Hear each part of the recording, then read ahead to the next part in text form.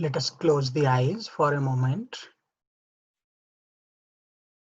remembering God and the Masters. Let us pray together. Om Sahana Vavatu Sahano Bhunaktu Sahaviryam Karavavahe Tejasvi Navadhitamastu Ma Vidvishavahai. Om Shanti Shanti Shanti. May God protect us all. May we enjoy food together. May we pray and meditate together. May we attain wisdom through our study and discussion. May there be no conflict among us. May there be peace within and everywhere. Om. Amen. I bow to one formless God who is omnipresent. I bow to all the saints and sages of all times and places. I bow to the lineage of Kriya Yoga masters. Feeling presence of divine, I bow to each one of you.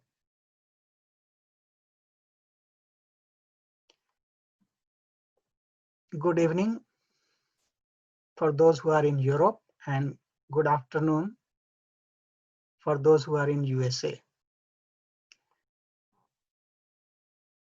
Thank you and welcome for joining this talk today on the topic of the relevance of Vedic knowledge in modern societies. When a tree grows, its growth is in two dimensions. Upward towards the sunlight to get nourishment. It also grows downward to hold on to the earth for its strong foundation.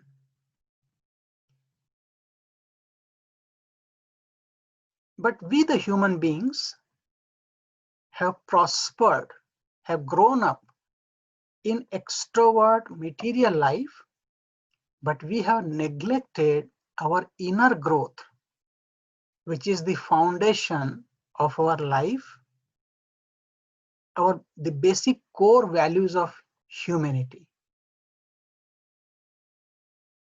In the modern time, when we look at the society, look at the world, at various places, various levels, we have been facing a lot of problems. What are the common problems we are facing and why? And what is the solution? So we are going to discuss today in this topic. If you look at the world today, there is problem of violence. There is hatred. Why there is hatred? Because of our ignorance, because of racism, because of intolerance. We don't accept, we divide. So this division has created more hatred and violence among us. We have religious conflicts.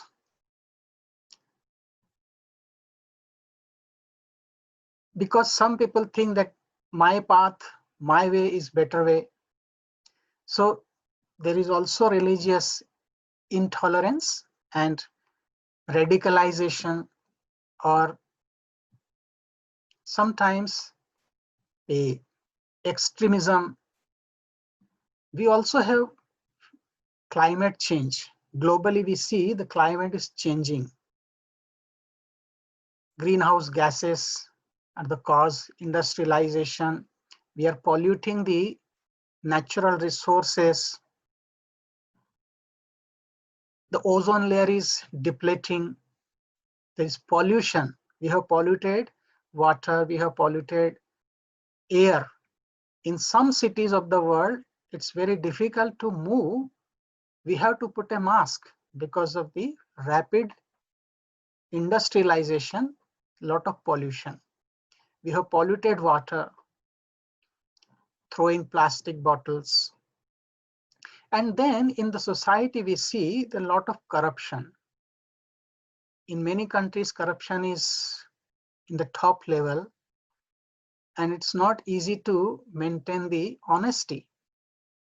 And surely we see also problem of exploitation. Those who are strong, they are exploiting the weak people. And we have seen in the history,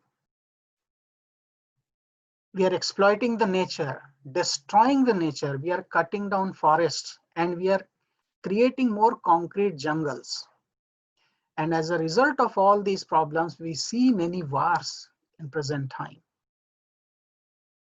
There are some countries who want to possess more power, more wealth, and that's why they're waging war. They want to encroach, grab more land from other countries. It's all because of possession of power. And even if we look within, we are at war constantly. The war is going within. We are not at peace. So how to create an environment of love, amity, and remain in happiness and peace with harmony? This is the need of the hour for the modern society. How to deal with this? So we have beautiful teachings of Veda.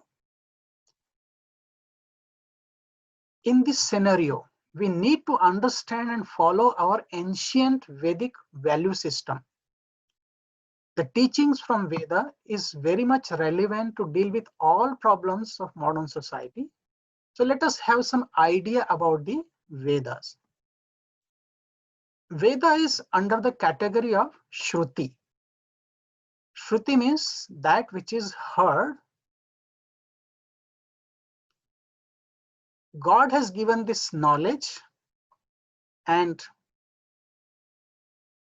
in the deep meditative state, our saints and sages, they have received these instructions in the form of mantra, and this knowledge has been transferred to us. So Shruti, Vedas are known as Shruti. They deal with the eternal principles. There are 4 sections of Veda. They are known as Rig Veda, Yajur Veda, Sama Veda, and Atharva Veda. Each Veda has 2 streams. One is called Karma Kanda, which deals with the ritualistic practice, rituals, and other is called Dhyana Kanda, related to knowledge, contemplative knowledge, highest knowledge. And each Veda has 4 compositions. They are called Samhitas, Brahmanas, Aranyakas, and Upanishads. Samhitas deal with mantras, Brahmana means ritualistic, and Aranyaka, literal meaning is forest, so it is for contemplation, and Upanishads are the highest philosophical thoughts. Each Veda is dealing with a particular subject. So Rig Veda is consisting of praise of God. All the mantras, they praise divine powers. Yajur Veda is dealing with ritualistic worship. We can find lots of mantras for our fire ceremony and other rituals we perform in Rig Veda and Yajur Veda. Sama Veda is related to origin of music, hymns about the rituals, how to chant these mantras. These rules are mentioned there. Then Atharva Veda consists of various branches of science, Ayurveda, and economics. So it is more related to our day-to-day life. Each Veda has 4 compositions, as we discussed. That Samhitas is the first. Samhitas are the collections of hymns and mantras which forms the proper Veda. Then second is Brahmanas. Brahmanas are the prose manuals of ritual and prayer for guiding priests how to perform different rituals. They tend to explain the Samhitas and contain early version of some stories. Aranyakas deal with hermits and saints, and they are philosophical treatises. And the fourth composition of Veda is Upanishads. They are the books of philosophy called Vedanta, means the conclusion of the Vedas. There are 6 limbs of Veda. They are known as Shiksha. Shiksha means phonetics. Kalpa is related to ritual. Vyakarana is grammar. Nirukta is the etymological meaning. Chanda is the Vedic meter in which we chant the mantras. And Jyotish is astrology or astronomy. Each Veda has sub-Veda or Upveda we call it. So 4 Vedas have 4 Upvedas. They are known as Ayurveda, which deals with medicine. Gandharva Veda deals with music and dance. Dhanurveda is about the warfare. And Shilpa Veda, Sthapatya Shastra, is about the architecture. Now, if we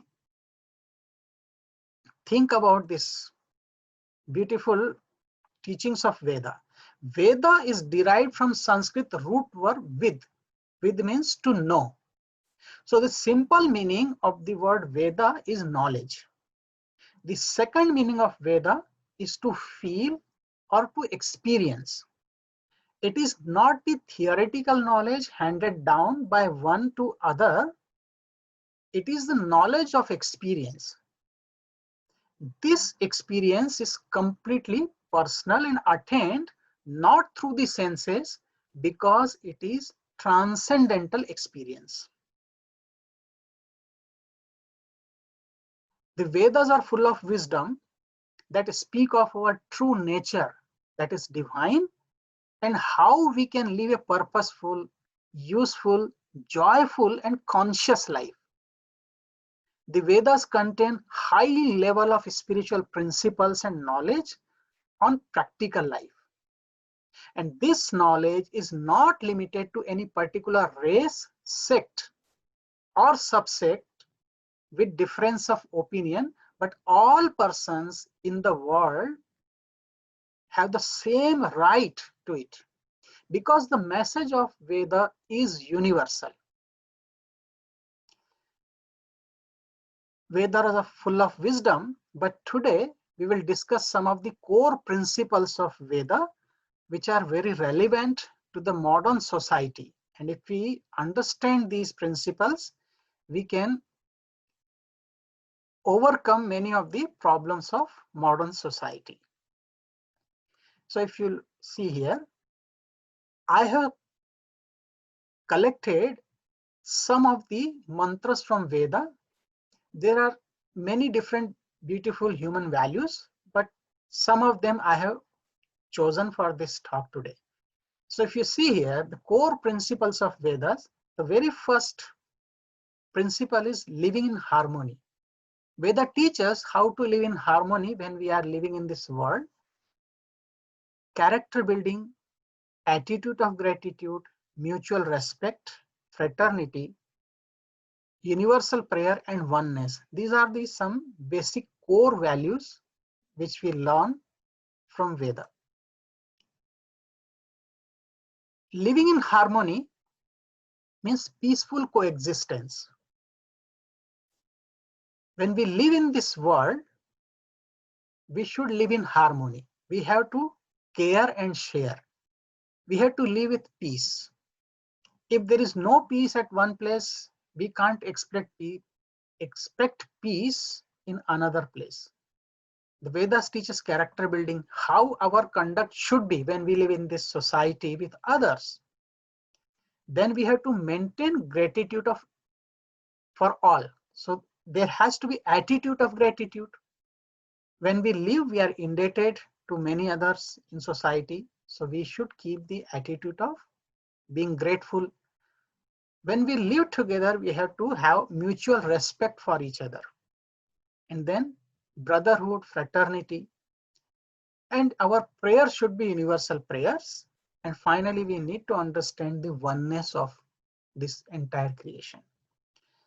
If we talk about the principles in detail, the first core principle is living in harmony. So the teaching is from Rig Veda.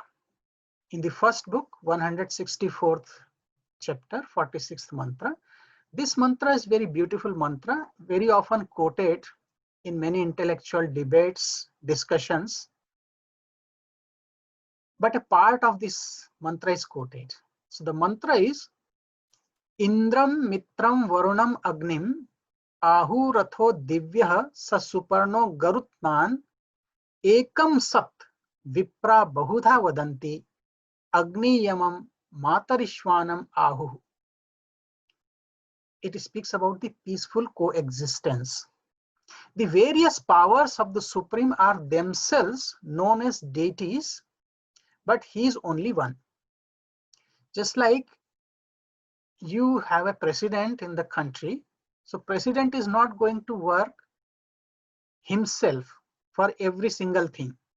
So there are departments created like defense department, finance department, irrigation, home department, agriculture department, and so on. And each department has got a supervisor or an authority, a head of the department. So also God the Absolute is one.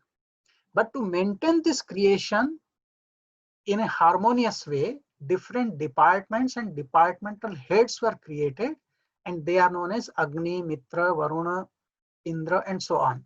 So Agni is the fire god, Indra is the ruler in heaven, and he is the rain god. Varuna is water god. Yama is lord of death. Matarishwan, a wind god. Mitram, sun god. So all these are different powers of God, but they represent one absolute divinity. Therefore, according to their qualities, deeds, and nature, worship that supreme in all these. So although it is mentioned about this, but this mantra is quoted, Ekam Sat Vipra Bahudha Vadanti, truth is one. Similarly, God is one, but the wise people, they speak of it or interpret it in many ways. But ultimately, everything is just God the Absolute, and all different powers of God should be worshipped. So this is the teaching of maintaining harmony, living in harmony with others. Whether we are living with people, living with nature, we have to maintain harmony. We cannot destroy others. And when we live, we have to live peacefully because everybody has right to exist. So this harmony will help us to maintain peace in our society. If we see the next teaching or principle from Veda, it is about character building. There are beautiful mantras guiding us how to behave, how to conduct living in a society. It says, it is again from Rig Veda, 7th book. Mano nidecha vaktave aryo ranadhira ravne te api kratur mama. O man, never speak harsh words to anyone. Never slander anyone. Don't be ungrateful and keep helping sorrowful people.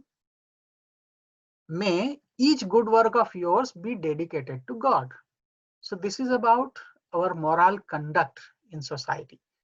We should not speak harsh words. Means when we speak, we should speak with love to anyone.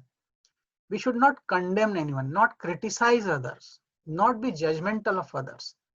And we should not be ungrateful, and we should help sorrowful people to uplift them.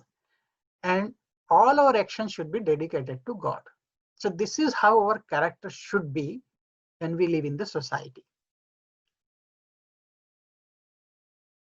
Now, Yajurveda speaks about the next principle, which is 5 debts of human being. When we are born on this earth planet, anybody, regardless of any caste, creed, religion, race, every human being who is born on this earth planet is born with these 5 debts. Debts means borrowings or loans. And we have to pay these loans back. So these paying back these loans is the attitude of gratitude. What are these loans? It is mentioned in Yajurveda. The section is Shatpatha Brahman and Taittiri Samhita. Rinam havai jayate yo asti sa jayamana eva devebhya rishibhya pitrabhyo manushebhya. So these are the 5 rina, 5 debts. Debts to parents, we call it Pitra Rina. Nra Rina or Manushya Rina, debt to human society. Bhuta Rina is debt to environment or ecology. Rishi Rina or Guru Rina, debt to teacher or guru. Then finally, debt to God. We call it Deva Rina. Why we are indebted? Because this body we have obtained from our parents, and because of this opportunity they gave us, we are able to follow some spiritual path on our evolution process. We are indebted to human society because whatever we consume, whether it is clothes or medicine, everything comes from society. Many people have contributed towards that. So we are indebted to them. And debt to environment, we get water, air from the environment, we get wood for our house, we get honey from honeybees, cow from milk. So everything comes from the nature, and we are destroying nature, but instead we are indebted to that. We have to pay our loan back. Then debt to teacher and guru means whatever we have learned from our master, from our teachers, we are indebted to them. And it includes our scientists also, because they did a lot of research and that knowledge is passed on to us. Then we are also indebted to God for every single breath. So these are the 5 debts we have to pay back, and that's why we are grateful to all these, and we have to repay these loans. It's a very different topic. In detail we can talk some other time, but the Yajurveda teaching, the principle says that maintain the attitude of gratitude. Be grateful to all these and give whatever best you can. And how to pay these loans back, it is mentioned in Manusmriti and also in other scriptures. Next principle is about the mutual respect. When we live in the society, we cannot live with selfishness, because we are not individual being only. We have to care for others. So this is the principle from Atharva Veda, even in Tejobindu Upanishad, 6th chapter, 38th mantra. Jiva eva sada brahma Satchidanandam asmiham sarvam brahmamayam proktam sarvam brahmamayam jagat. Individual soul is always Brahman. Brahman is God the Absolute. So this soul is the spark part of the Absolute. I am Satchidananda. So if I am the soul, what is my quality? Sat, Chit, Ananda, eternity, pure consciousness, absolute bliss. So all are the nature of Brahman, God the Absolute. This universe is said to be of the nature of Absolute. So there is no difference between God and this universe. No difference between the Absolute and the soul, because we are one. So if the presence of soul is within me, is soul within you, within all, so how can I discriminate? How can I differentiate? How can I divide? Because we all are the same soul. So we have to live mutual respect. We cannot hurt others. Hurting others means hurting God. So have this attitude of respect towards, because everything is Brahmamaya. Universe is God. The soul is God. Everything is God. The next beautiful teaching is from Atharva Veda. And this is a very beautiful mantra, very often quoted in many religious forums and intellectual debates even. It speaks about this entire world as one family, the teaching of fraternity. The mantra says, Ayam nija paro veti ganana laghu chetasa udara charitanam tu vasudhaiva kutumbakam. This person is one of us, that one is not. This is the thinking of narrow-minded people, but for the wise people who are liberals, this world itself is a one big family.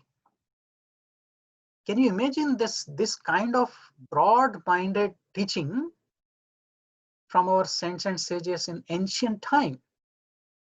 They considered this world as family. Usually we think of family means husband or wife or children, or at the best our parents. And in the modern time there are nuclear families, just wife and husband. But here the concept of family is not limited to siblings only. The family means one who is living next door to me is part of my family. The dog or cat living with us, they are part of family. The workplace, the people who are in a workplace, they are part of our family. So wherever I go, I'm in contact with people, they are part of family. And when we expand this domain, we'll see that this entire world is one family. Now, if we are one family, how can we divide? How can we mistreat, ill-treat others? We cannot treat badly. So we have to live with love. And this is the brotherhood. This is the feeling we should develop, that this world is family. So this is mine, that is not mine. This is division of mind. And when we divide, then we are weak. When we divide, there are conflicts. So this me and mine, this is not the right attitude. So here the Vedas, they teach, they speak about this entire world is family. Don't divide them. And in the modern time, there are so many divisions based on caste, based on religion, based on language. Yes, our language may be different. Our appearance may be different. Our food may be different. But still we are from one family and we have to accept each other. So this is the brotherhood and acceptance we learn from Atharva Veda. Now if we talk about the next value, which is the universal prayer for all. We have to maintain prayerful attitude. When we live in big family, there will always be possibility of some conflict because of difference of opinions. Not two people can think in the same way. The mind is completely different. So when there is difference of opinion, instead of creating more troubles, we have to think about others with love. If someone is not following the principles, then we cannot criticize or become judgmental about them, but we have to pray for them. And when we pray together, our prayer is also not individual prayer. And this is the beauty of the Veda.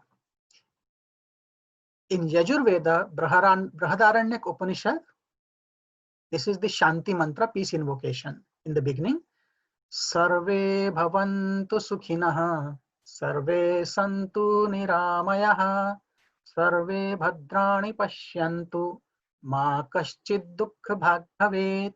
We chant this prayer in our ashram. Every day I pray for others. The meaning is, Sarve bhavantu sukhinah. May everyone be happy. May all become healthy. May everyone be healthy. May everyone see only auspicious sides. Sarve bhadrani pashyantu. Let us see good and positive in others. May no one have a share in sorrow. So let there be no suffering for anyone. See, the beauty is that I'm praying, but I'm not praying individually for me. I'm not telling that, oh God, make me healthy, make me happy. but I am praying let all become happy and healthy. So when I am praying for all, I'm also included in that circle. So it is a big attitude, prayerful attitude, and prayer is for all, inclusive, all inclusive. I'm included. So if I am praying for others, others will also pray for me. So let our prayers also be universal prayer. And this is the beauty of our scriptures, Vedas. When we talk about the universal prayer, there's another beautiful prayer from Rig Veda, 10th book. And this is the mantra, we call it Sangyana Sukta. I have the classical melody for it. But this mantra is the mantra of togetherness. And again, it is universal prayer. We all should pray. Sangachadvam samvadadvam samvo manansi janatam deva bhagam yatha purve sanjanana upasate samano mantra samiti samani samanam manah sah chittamesham samanam mantram abhimantrayevah samanena vo havisha juhomi samani va akutihi samana hridayani vah samanam astu vo mano yatha vah susahasati. Meaning is, may we live and move in harmony. Let us speak in one voice. Think in unity and unison, just as our forefathers and ancestors lived a life of perfection and accomplished their duties honestly, so also let us perform our duties. May our prayer and contemplation be the one and the same. May we belong to one family. May our mind move in one direction. Let's all be initiated in the path of supreme ideal. Let us offer our life to the same purpose. So there should be one objective for all of us. May our intention and aspirations be alike. May our hearts beat in the same rhythm. Let the divine abide in our minds and hearts. May we all be together with a strong fellowship and unity. So this is the mantra, this principle from Rig Veda, that we should all move together. Let us think in one way. Let our heart beat in one rhythm. Let us speak in one voice. So let there be no differentiation. So this is the unity we have to develop as a family. Whether we live in a small family or big family, but this is the unity and harmony we have to create in our words, in our thoughts, in our deeds. The next one, the principle is from Yajurveda and Isha Upanishad, first mantra. It speaks about all pervading divinity. That means oneness. This is the mantra I like very much because this mantra is very often quoted by our Gurudev, Baba Hariharananji Maharaj. And he has written the commentary on this Upanishad, Isha Upanishad. You should read it. The mantra says, Om Ishavasyam idam sarvam yatkincha jagatyam jagat tena tyaktena bhunjitha ma gradha kasya svidhanam.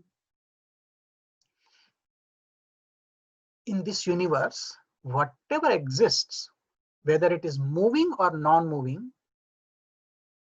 Jada or Chaitanya, is all pervaded by God. Therefore, find your enjoyment in renunciation and do not covet for wealth of others. This mantra has 4 parts, and each part has a beautiful teaching. We'll discuss this mantra in more detail. Ishavasyam idam sarvam yatkincha jagatyam jagat tena tyaktena bhunjitha ma gradha kasya svidhanam. So in this universe, whatever exists, it's not that only there is power of God in some and not in some others. Gurudev used to say, There is nothing which is non-God. So every single thing is permeated by power of God. Even this computer or microphone I'm speaking with you, there is power of God. Paramahansa Yoganandaji said that even in the stone, consciousness is there, vibrating, but the degree of manifestation is less. In some objects, it is manifested more, in some it is less, but there is power of God. So nothing is non-God. And therefore, we have to find enjoyments in renunciation, and we should not be greedy for wealth of others. So the first part of this mantra is the teaching of oneness. Ishavasyam idam sarvam. So idam sarvam, whatever is there, moving, non-moving, animate or inanimate, this everything is inclusive. So there is oneness. The second part is, and when there is oneness, this is the teaching against the division and racism. We cannot divide. We can't say that you are different from me. We all are one. Even when God created human beings. God didn't create different religions, different type of race or different type of colors. He just created human being. And we all are breathing the same air. So we all are one. This is the teaching, Ishavasam idam sarvam. Everything here existing is permeated by divine power of God. The second part is Yat Kimcha Jagatyam Jagat. So it is about the universe, whatever in this universe. So this teaching is again oneness, not to divide, not to discriminate, but feel that oneness. The third part is Tena Tyaktena Bhunjitha.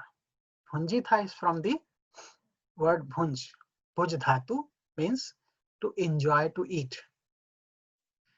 So this is the teaching of detachment.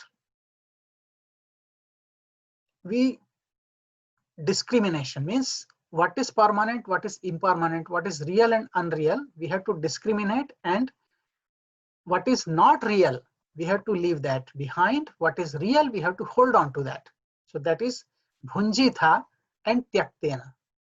In Patanjali Yoga Sutra, we discuss or we study Abhyasa and Vairagya. So Abhyas means to practice something which is real, and Vairagya means which is unreal, you just let it go. Similarly, Tena Tyaktena Bhunjitha. So fourth teaching is teaching of detachment. Ma Gradha Kasya Svidhanam. Kasya Svidhanam, whose wealth it is. So this is the teaching of contentment. Then don't covet for wealth of others. Don't be greedy for others. If you are greedy, you want to possess more. Possession for power, possession of wealth, and so on. We want to control others. So don't be greedy for others. Whatever God has given, be content. So this is the teaching of contentment. So these are the four parts and four teachings. So all this, what we perceive through the sense organs, it is covered by God. All the sense organs are functioning because of power of God. But unfortunately, we don't realize it. The body, the mind, and intellect cannot function of their own.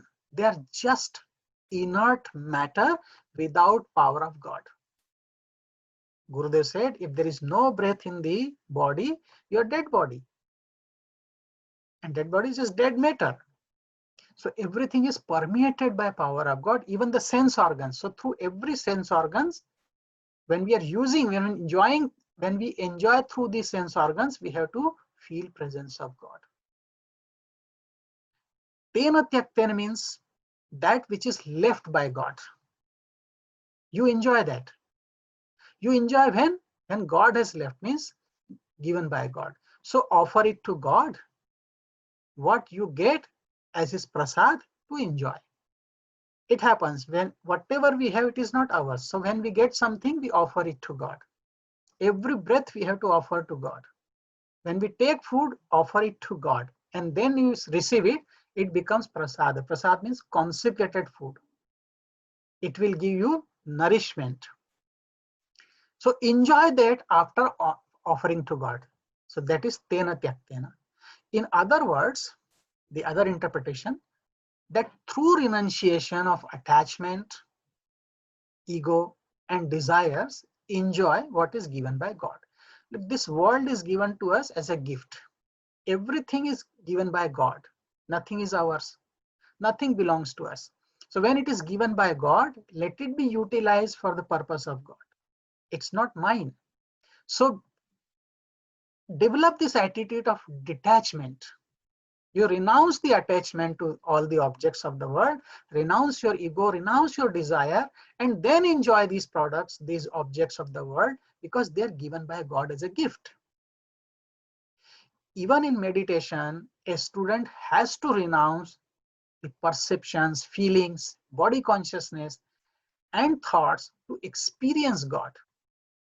We have to go beyond. We have to be detached from our body conscious state. We have to be detached from time, from mind, and from our thoughts. This is the teaching to follow the path of action, not the path of escapism. So don't escape your duties.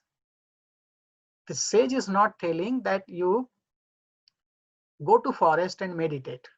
He's telling you remain here, enjoy everything, because it is given by God as a gift. Enjoy every single object, everything, but feel presence of God in that. Now Rishi is telling that you should not renounce everything and go to forest to meditate, but live in the world. Isn't it a beautiful teaching? Live in the world and enjoy the beauty of God in everything.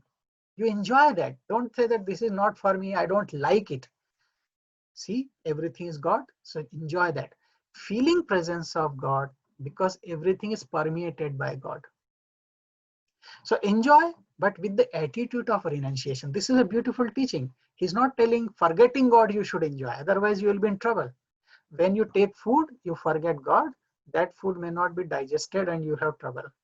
You offer it to God and enjoy that as a prasad with this detachment that this is God. God is taking food and food is also God. So this attitude will give you nourishment, good health. So enjoy everything. Don't run away, but enjoy with this attitude that nothing belongs to me, everything belongs to God. Now fourth part is, so this is the detachment. Detachment with unreal. Not detachment from the world, but detachment from your possessive nature. So ma gradha kasya svidhanam, this is the fourth part. Ma gradha kasya svidhanam, whose wealth it is? It is not yours. You have earned money. You can say this is my money, but it is not your money. You say this is my family, it is not your family. Yes, for the time being you say. When we come to this world, we come empty-handed. When we go back empty-handed. Nothing, we can not bring anything, we cannot take anything to other world. Whatever comes from God when we live here. So everything belongs to God, nothing belongs to me. You are not the owner. God is the owner. So when nothing belongs to you, you are just a manager. You're not the owner. So don't be greedy for wealth of others, because if you become greedy, you will have jealousy. And when there is jealousy, comparison, you cannot remain in peace. So nothing belongs to you. Everything is constantly changing, becoming old and sick. If everything belongs to you, you can have perfect control over that. Even a hair does not belong to me. As Claudia Ma told in the beginning, that when I came to USA in 2006, I had long black beard and long hairs. But now if you see, it all has become gray. So if I have control over the hairs, if it belongs to me, then I can command, don't become gray. But it doesn't listen. So even a hair does not belong to me. So also the body does not belong to me. It belongs to God.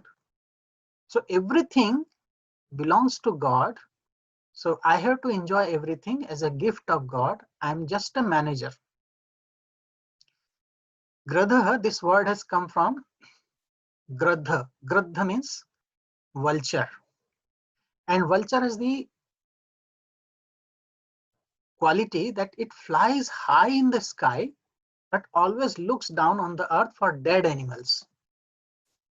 So we should not have this attitude. We should have higher consciousness and we should not look at the negativities of others. So Gradha means don't desire to possess more and more. Do not covet for wealth of others.